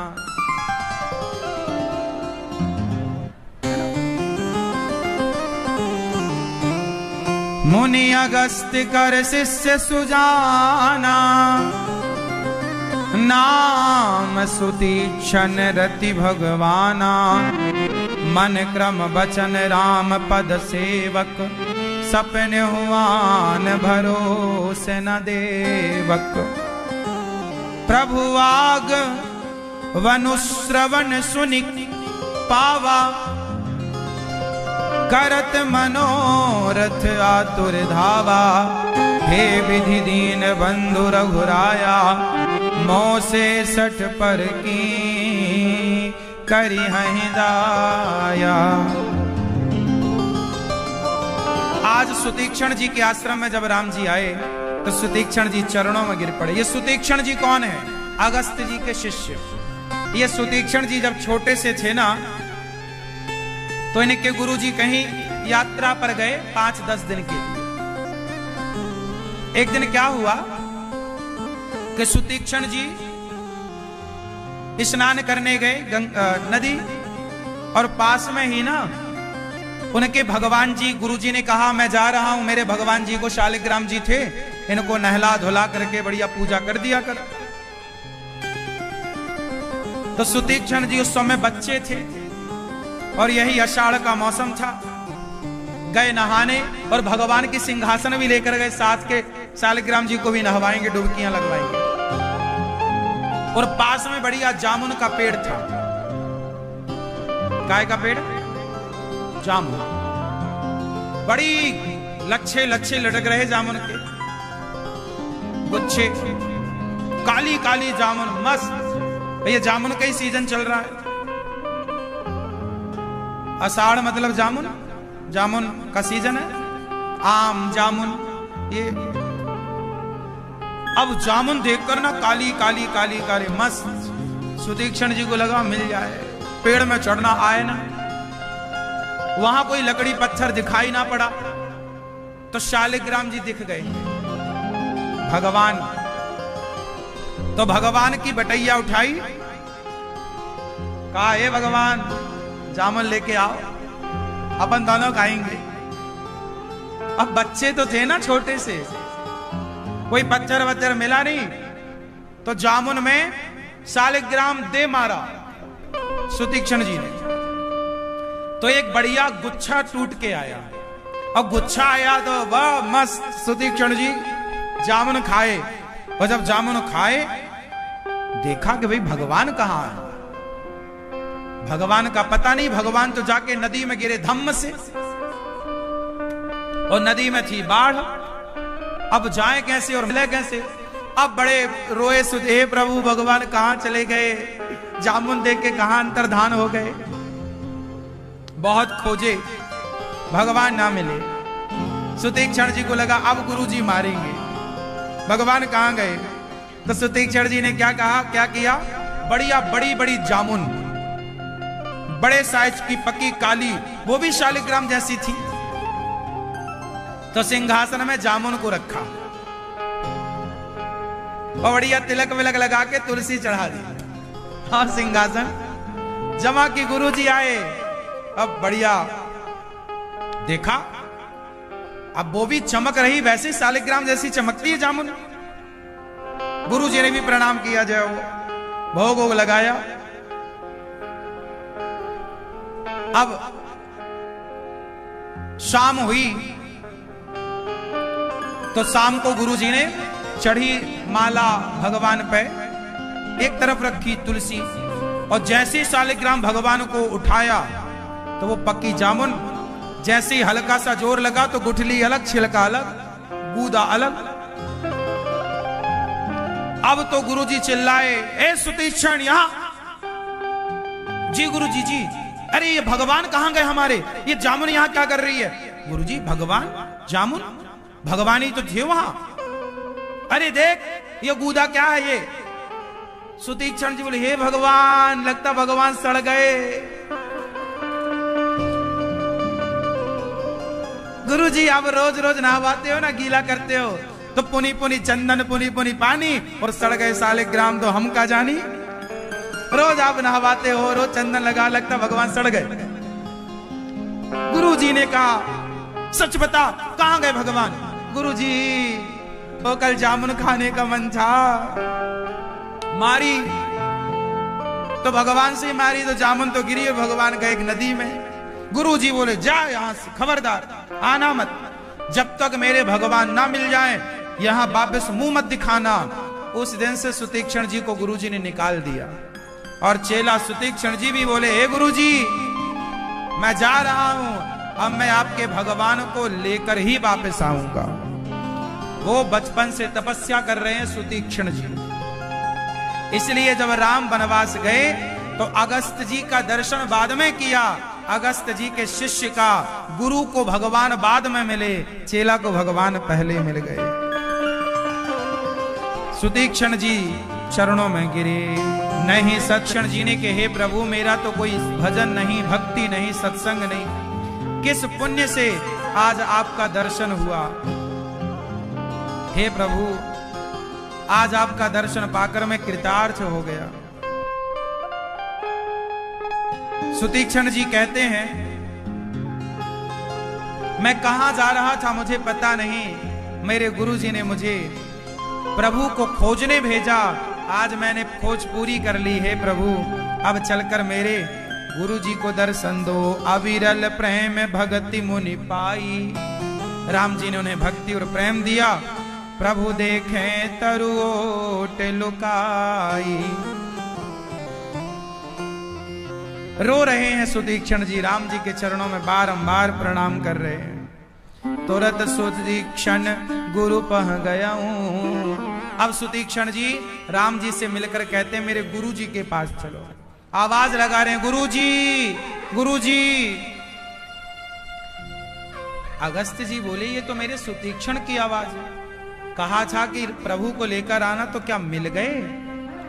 अगस्त जी बाहर निकले तो देखा कि राम लक्ष्मण खड़े हैं, माता जानकी खड़ी हैं। अगस्त जी चरणों में गिर पड़े। कहा सुतीक्षण दास जी ने, सुतीक्षण ने कि देखो गुरुजी आपने कहा था कि प्रभु को लेकर आना, आपका ये भक्त, आपका ये दास, आपका ये सेवक, आपका ये शिष्य आज आपकी आज्ञा का पालन कर रहा है। ये खड़े हैं। नाथ कौशलाधीश कुमारा, आए मिलन जगत आधारा। आज जगत के आधार भगवान आपसे मिलने आए हैं। अगस्त जी का दर्शन राम जी ने किया। इस तरह संतों का दर्शन राम जी कर रहे हैं। अगस्त जी से वार्ता हुई, गिरिधराज जी से, जटायु जी से राम जी मिल रहे हैं और बड़े प्रेम से राम जी संतों का दरस परस करते हुए अब आगे चले। अब राम जी पंचवटी पहुंचे। कहां पहुंचे राम जी? पंचवटी मतलब नासिक। आज का नासिक, पुराना क्या है? पंचवटी। इस पंचवटी में आज पंचवटी में राम जी लक्ष्मण जी को उपदेश कर रहे हैं। कह रहे हैं कि सुनो लक्ष्मण, गुरु पितु मातु बंधु पति देवा, सब मोहि कह जाने दृढ़ सेवा। जो अपने माता पिता की सेवा करता है वो मेरी सेवा करता है। राम की सेवा क्या है? भगवान की सेवा क्या है? जरूरी नहीं है कि आप भगवान के मंदिर जाकर सेवा करें। आप अपने माता पिता की सेवा करते हैं, वो भगवान की सेवा। अच्छा, पंचवटी में एक घटना घटी जो राम जी के जीवन की सबसे बड़ी घटना है। जानते हो क्या? क्या घटना घटी? सूपनखा। आज राम जी के पास जानते हो कौन आया? सूपनखा, रावण के बहिनी, दुष्ट हृदय, दारुण जस अहिनी। पंचवटी सो गई एक बारा, देखी बिकल भई जुगल कुमारा। पंचवटी में राम जी सुंदर पर्णकुटी बनाकर आनंद से रह रहे हैं कि वहां पर एक दिन सूपनखा पहुंच गई घूमती घूमती। सूपनखा जानते हैं? आप जानते हो मैया सूपनखा को? मैया आप जानते हो? क्यों, आपके पड़ोस में रहती है क्या? बातचीत हुई कभी सूपनखा से आपकी? अभी तो कह रही हम जानते हैं। नंबर है क्या उसका? नहीं। सूपनखा किसकी बहन है? ये दोनों भाई बहन ऐसा ही है क्यों? ये दोनों भाई बहनों का चरित्र बहुत अच्छा नहीं है। बहन दूसरे पुरुष को देखती है और वहां भाई वो रावण दूसरी स्त्रियों को देखता है। एक के संस्कार बिगड़ जाए ना तो सबके बिगड़ जाते हैं, और एक के बन जाए तो सबके बन जाते हैं। सूपनखा रावण की बहन है। अच्छा, ये सूपनखा कौन है? इसके पति का क्या हिसाब किताब है जानते हैं आप? सूपनखा कुंवारी है कि शादीशुदा है? हाँ? इसके पति का नाम क्या जानते हैं? क्या नाम है? सूपनखा के पति का नाम है विद्युत जिह्वा। ये इतना बलवान था कि रावण भयभीत हो जाता था। रावण को लगता था कहीं ये मेरा जीजा मुझे मार के लंका में कब्जा ना कर ले। तो एक बार रावण ने सूपनखा के पति को मार दिया। वो कहते ना, बड़ी मछली छोटी मछली को खा जाती है। रावण को लगा कहीं ये लंका का राजा ना बन जाए। तो जब ये बात सूपनखा को पता चली कि मेरे पति को रावण ने मारा, उस दिन से सूपनखा ने लंका जाना छोड़ दिया।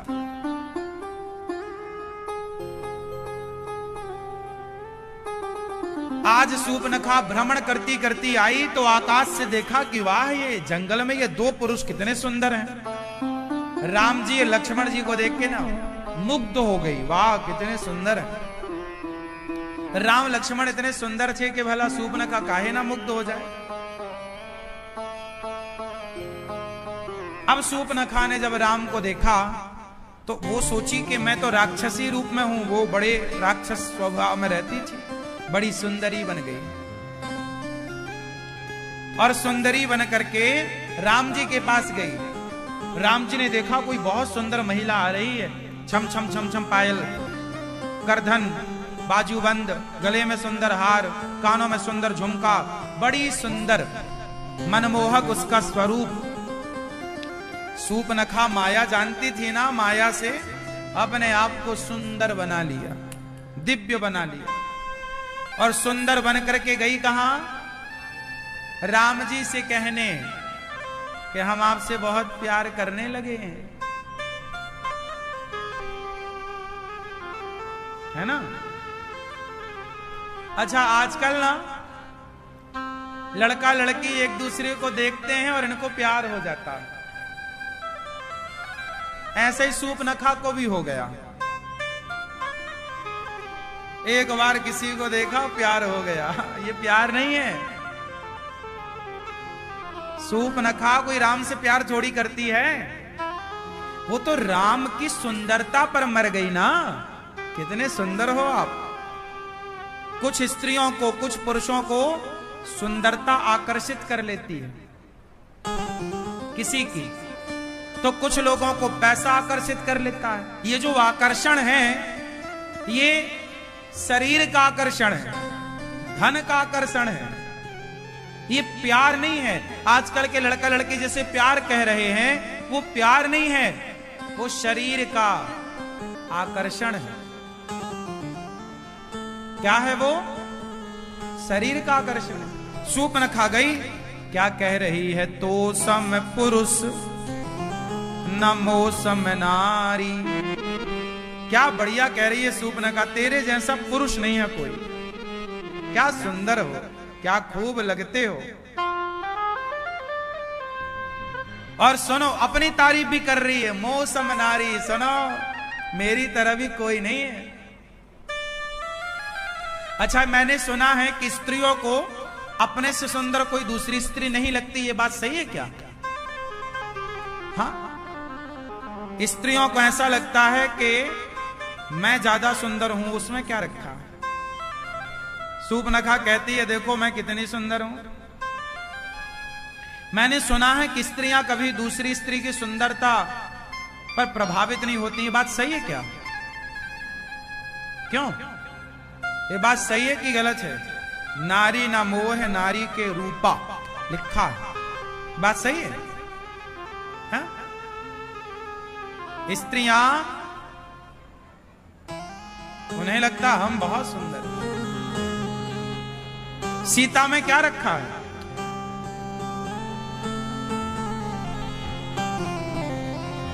सीता मैं क्या रखा है ऐसा सूप न खाने कहा।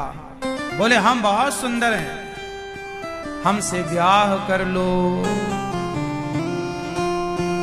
हम बहुत सुंदर है ना, तो सम पुरुष न मोह सम नारी, तुम सम पुरुष न मोह सम नारी, यह संजोग विधि। राम जी ने ब्रह्मा जी से कहा क्यों विधि? हे विधाता तुमने कहा हमारा इसका सही। झूठ कह रही है। बोले हमारा तुम्हारा ब्याह ब्रह्मा जी ने फिक्स कर दिया। ब्रह्मा जी से राम जी ने कहा कब किया? बोले झूठ कह रही है। मम अनुरूप पुरुष जगन माही, देखे खोजी लोक त्यों नाही। ताते अब लगी रहूं कुमारी, मनु माना कछु तुम्हि निहारी। सूपनखा कहती है कि मेरे अनुसार कोई पुरुष नहीं मिला मुझे,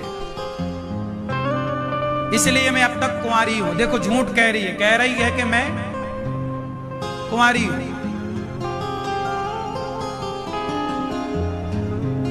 ये कुछ स्त्रियों की चाल होती है। कुछ स्त्रियां पुरुषों को ऐसे ही फंसाती हैं जैसे सूपनखा फंसा रही है। इसलिए समझदार पुरुष वो जो स्त्री के इस जाल में ना फंसे। पर स्त्री के जाल, स्त्री मतलब पर स्त्री। यहां जब भी ये बात कही जाएगी तो पर स्त्री के बारे में। पुरुषों को कभी भी पर स्त्री के जाल में नहीं फंसना चाहिए। पर स्त्रियां क्या करती हैं? पर स्त्रियां जो आपको फंसाना चाहेंगी उनका मैं कुछ बता दूं, हिसाब किताब कैसे रहता है बताऊं? तो सुन लो। जब पराई औरत आपको फंसाना चाहती है तो उसका पहला पार्ट क्या होता है? वो सबसे पहले आपके आगे आके रोएगी। क्या करेगी? और झूठा मूठा ही वो अपना दुख की एक कहानी बनाएगी कि मेरा पति है, वो तो देखता भी नहीं है, प्यार भी नहीं करता। फिर आप बनोगे उसके। हाँ मैं तो हूं, काहे रोती है? वो रो रो के अपनी दुख भरी कहानियां सुनाएंगी और तुम्हें लगेगा कि ये बात ठीक कह रही है, और पुरुष उसके चक्कर में फंस जाता है। इसलिए किसी की मदद कर देना अच्छा है, पर किसी के आंसुओं में बह जाना अच्छा नहीं है।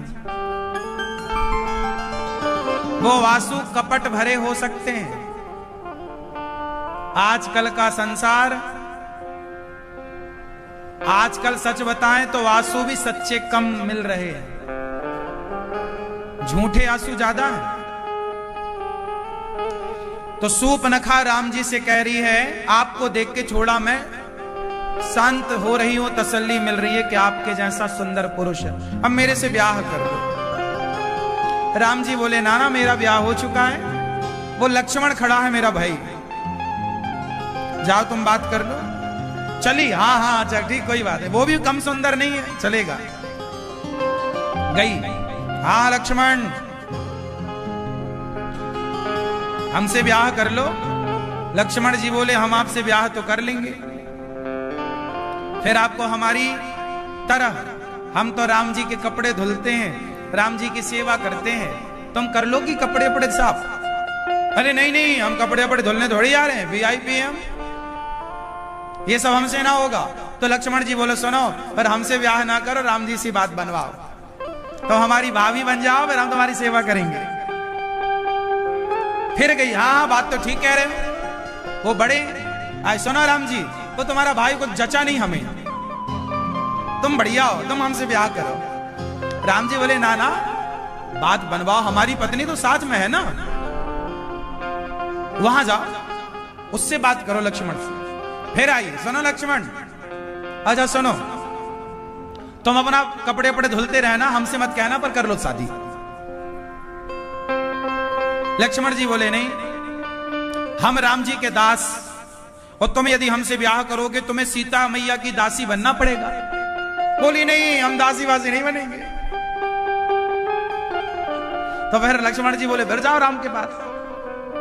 फिर गई, इतनी निर्लज्ज है ये अपना ब्याह कराने के चक्कर में खुद ही बातें कर रही है, खुद ही चर्चा। इसलिए शादी ब्याह की बातें बड़े बुजुर्ग करते हैं,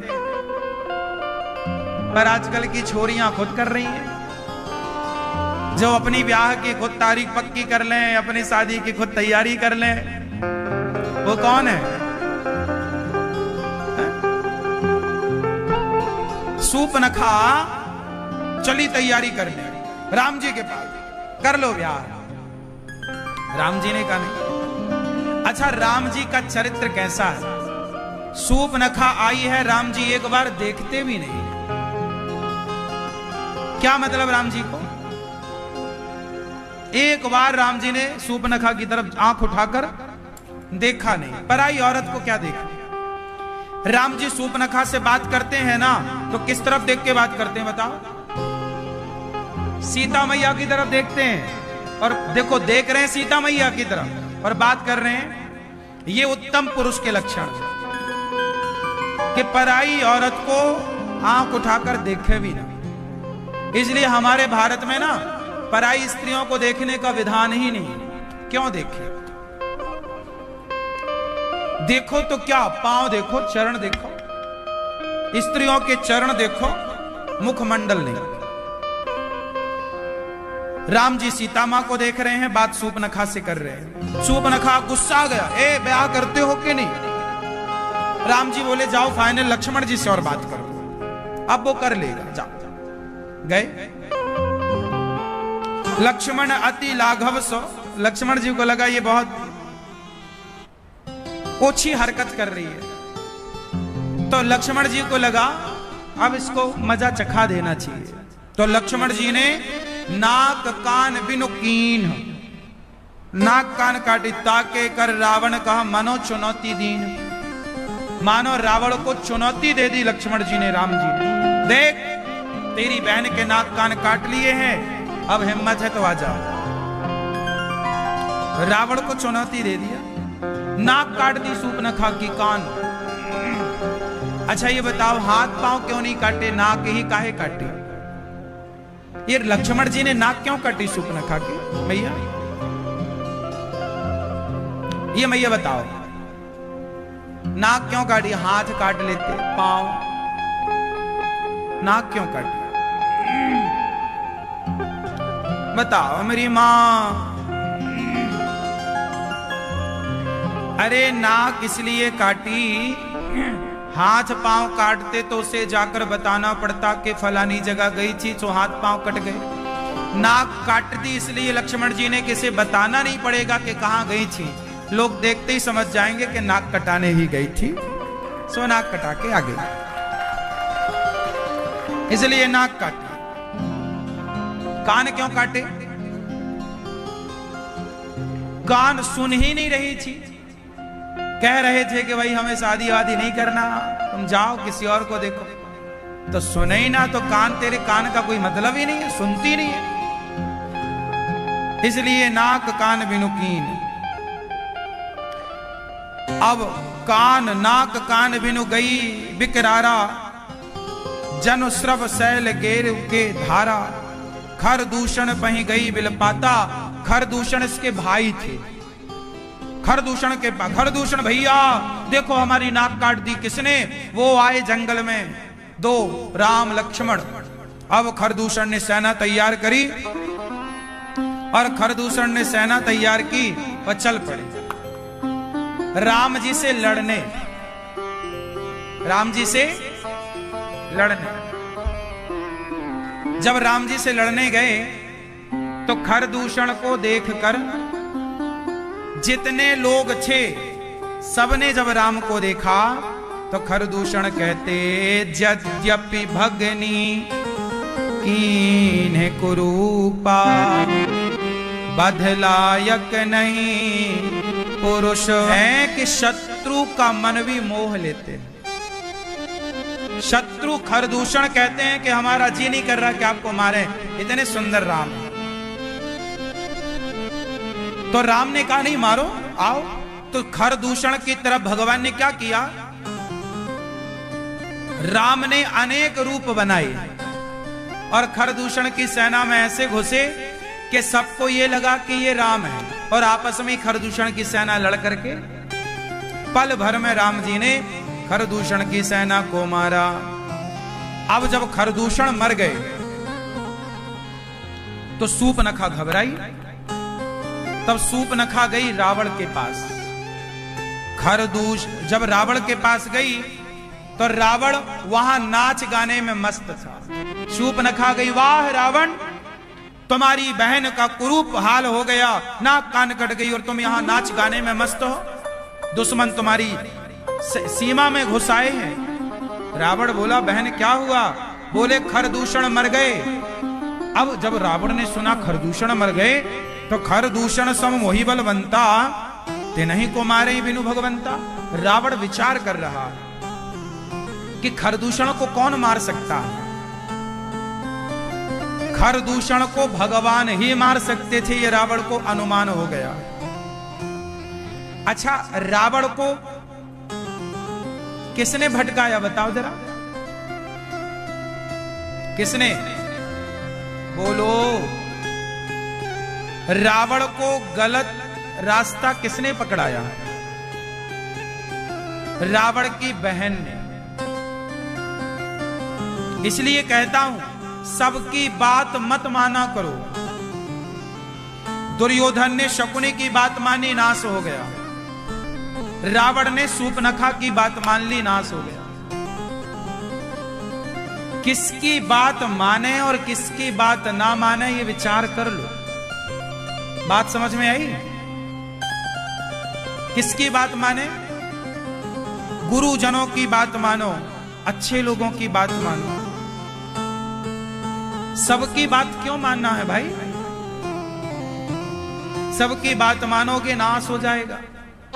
अच्छा, रावण इतना पंडित था, इतना बड़ा ज्ञानी था, उसे इतनी अक्ल नहीं आई कि ये बता तेरी नाक क्यों काटी, तेरी क्या गलती है? रावण ने ये नहीं पूछा बहन से तूने क्या गलती की है। यदि रावण ने अपनी बहन को ये भी पूछ लेता तूने गलती क्या की, क्यों तेरी नाक बेवजह तो कोई नाक ना काटा होगा ना। रावण ने अपनों की गलती ना देखी। और जैसा सूर्पनखा ने कहा कि राम की पत्नी बड़ी सुंदर है, तेरे लायक है। अब देखना रावण को किस तरह भड़का रही है सूर्पनखा। अब बताओ, कोई बहन ये कह रही है अपने भाई से कि उसकी पत्नी बहुत सुंदर है, चुरा ला, और रावण उसकी बात मान गया। सबकी बात नहीं माननी चाहिए। माननी चाहिए क्या? कैकेयी माता मंथरा की बात मान गई और आप लोग भी बात मानते हो। आजकल आप लोग संगत किसकी करते हो? आपका एक दोस्त है शराब पीता, आप उसी के साथ बैठते हो। आपका दोस्त है सिगरेट पीता है, आप उसी के साथ बैठते हो। आपकी पड़ोसन है, वो अपने सास की सेवा नहीं करती, दिन भर निंदा चुगली करती है, आप उसके साथ बैठती हो। आप लोगों का दिमाग तब खराब हो जाता है जब आप संगति थर्ड क्वालिटी के लोगों की करते हैं। शराबी की संगति करोगे तो सलाह कितनी अच्छी मिलेगी। गंजेड़ियों की संगति में कितनी अच्छी सलाह होती है। आप गंजेड़ियों के पास बैठो, क्या चर्चाएं होती हैं। गंजेड़ियों के पास केवल गांजे की चर्चा है। ये फलाने जगह बढ़िया गांजा मिलता है, कहां से लाएं, कौन सी कली मजेदार है, वो यही बातें करते हैं। शराबी पिएगा 50 रुपया का पौआ और बातें करेगा, यार पैसा होंगे तो वो 5000 वाली भी एक बार वो कहता पीने का मन है, तो 50 रुपए की पीकर वो सपना 5000 का देखता है ना। तो शराबियों के पास बैठोगे तो शराबी बन जाओगे, गंजेड़ियों के पास बैठोगे गंजेड़ी बन जाओगे, और भक्तों के पास बैठोगे तो भक्त बन जाओगे। धनियों के पास, धनवानों के पास बैठोगे धनवान बनोगे। जिसकी संगति होगी उसी की रंगति होगी। राम अब रावण विचार कर रहा है, मैया बैठो मेरी मां, चुप्पी चाप बैठे रहो, चुप्पी चाप।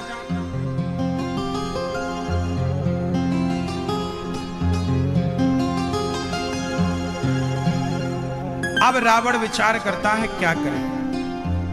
तब रावण मारीच के पास गया। किसके पास? जोर से मामा मारीच से बोला कि जाओ मृग का वेश बना। और अब मारीच ना रावण की बात मानता है, सोने का मृग बनकर गया। पंचवटी में लक्ष्मण जी अपना काम कर रहे हैं, सीता मैया वहीं आंगन में टहल रही हैं कि आंगन के बगल में सीता मां ने देखा एक सुंदर सा सोने का मृग चर रहा है। और ये मृग कौन था? माया का कपटी मृग मारीच। मारीच मृग बन के चल रहा है और सीता मां को मोहित कर रहा है। अच्छा, अब यहां मैं एक चीज और बताऊं कि ये जो सीता मैया हैं, राम जी ने सीता मां से कहा कि सीता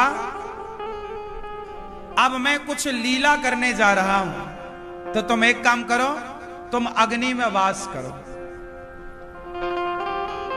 अग्नि में वास करो, मैं कुछ लीला कर लूं। तो सीता मैया कहां वास करने लग गई? जोर से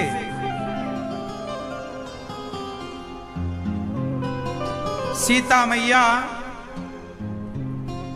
अग्नि में वास करने लग गई। और इसके बाद जो असली सीता है वो अग्नि में वास कर रही हैं, और जो वेदवती है, कौन? वेदवती नाम की स्त्री उस समय वह सीता माता का अभिनय कर रही है। उस समय सीता मां के रूप में कौन है? वेदवती, जिन्हें कहा जाता है छाया सीता। क्या कहा जाता है? छाया सीता। अब जो सोने के मृग पर मोहित भई वो असली सीता नहीं हुई, सोने का मृग भी नकली है और मोहित होने वाली सीता भी छाया सीता है। तो छाया सीता सोने के मृग को देखकर मोहित हो गई और क्या कहा? सत्य संध प्रभु बधि करी एवी आनहु चर्म कहती वैदे। सीता मां ने कहा कि कितना सुंदर सोने का मृग है, हे राम ले आओ। अब 14 साल पूरा होने को आया, अब अपन चलेंगे तो इसे लगाएंगे वहां, तो देखेंगे तो याद रहेगी कि हाँ अपन ने भी वनवास में इस तरह समय व्यतीत किया है। लो भैया, राम जी समझाए कि कोई सोने का मृग वर्ग नहीं होता सीता। सीता मैया बोली ना हमें चाहिए। जिद क्या हुआ? क्या हुई? सीता मैया जिद करने लग गए। अब सीता मैया की जिद जो है राम जी ने स्वीकार कर ली और राम जी चले उस मृग के पीछे। उस मृग का पीछा किया राम जी ने, तो बड़ी दूर ले गया, वो माया भी था, बड़ी दूर ले गया और राम जी ने देर सवेर उसे दूर ले जाकर बाण मारा तो उसके बाण लगा। और जैसे ही बाण लगा तो उसने क्या बोला? क्या बोला? हा लक्ष्मण। क्या बोला? हे लक्ष्मण। सीता मैया को लगा राम पर कोई संकट आया, तुरंत लक्ष्मण जी से कहा आपके भैया पर संकट है, जाओ। अच्छा, रावण वहां बिल्कुल प्लानिंग किए बैठा था, छिपा हुआ। लक्ष्मण जी गए। अच्छा, लक्ष्मण जी नहीं जा रहे थे, माता राम पर कोई संकट नहीं आ सकता, राम भगवान है, उन पर कोई संकट नहीं आ सकता। सीता मैया मरम बचन जब सीता बोला, हरि प्रेरित लक्ष्मण मन डोला। ईश्वर की प्रेरणा से लक्ष्मण जी का मन डोला और गए लक्ष्मण जी। जब लक्ष्मण जी वहां गए तो राम जी मृग को मार चुके थे। राम जी बोले लक्ष्मण आप यहां? अब लक्ष्मण राम वहां सन्यासी का रूप बनाकर आया और इधर उधर भड़ियाई करने की, जैसे कुत्ता नहीं भड़ियाई करने जाता है, 110 शीस स्वान की नाई इत उत चितई चला भड़ियाई, भड़िया की तरह मतलब चोर की तरह रावण आया और कहा कि भूख लगी है। सीता मैया ने कहा ये फल ले लो। बोले नहीं बाहर आओ। लक्ष्मण जी रेखा खींच के गए थे, कहा इस रेखा के बाहर आओ। सीता मैया समझ गई कि ये संत नहीं है, कोई पाखंडी है। अच्छा, जब सीता मैया समझ गई कि ये पाखंडी है तो लक्ष्मण रेखा से बाहर क्यों निकली? क्या आप जानते हो क्यों? कारण है। कारण ये था, सीता मैया जान गई कि ये पाखंडी है, कोई साधु बन के आया है, पर मांग क्या रहा था? भोजन। सीता मैया बोली कि यदि राम के दरवाजे से कोई साधु भूखा चला गया तो क्या होगा? गृहस्थ के घर से कोई साधु भूखा चला जाए, कोई दीन दुखी भूखा चला जाए तो वो गृहस्थ का सारा पुण्य लेकर के चला जाता है। गृहस्थ के लिए सबसे बड़ा पाप क्या है? कि आपके दरवाजे से कोई भूखा चला गया। इसलिए गृहस्थ सीता मां को लगा कि ये भले पाखंडी है पर मांग रहा है कि हमें यहां आकर दो, पर हम गृहस्थ का धर्म है कि हम इसे भोजन कराएं। भले पाखंडी है, भोजन नहीं कराएंगे तो आने वाले समय में लोग क्या कहेंगे कि राम के द्वार पर भी साधु लोगों को भरपेट भोजन ना मिला। जब राम के द्वार में भोजन ना मिलेगा तो किसके दरवाजे में भोजन मिलेगा? इसलिए सीता मैया को लगा कि माना कि मेरे ऊपर बहुत बड़ा संकट आ रहा, पर आएगा तो आएगा। यदि मैंने अपने गृहस्थ का धर्म का पालन किया है कि मेरे द्वार से कोई भूखा ना जाए, मैंने इस धर्म का पालन किया तो वही धर्म मेरी भी रक्षा करेगा। इसलिए सीता मैया आई और रावण को कंदमूल फल जो था माता ने दिया और रावण ने माता सीता का हाथ पकड़ा। क्रोधवंत तब रावण लीन सी रच बैठाई, पुष्पक विमान पर सीता मां को बिठाया। चला गगन पथ आतुर, भय रथ हाँकी न जाए। भयभीत हो गया रावण, रथ हाँका नहीं जा रहा है। भागा रावण माता सीता को लेकर। अब सीता मैया विलाप कर रही हैं, हा जग एक वीर रघुराया, के ही अपराध विसारे मुदाया।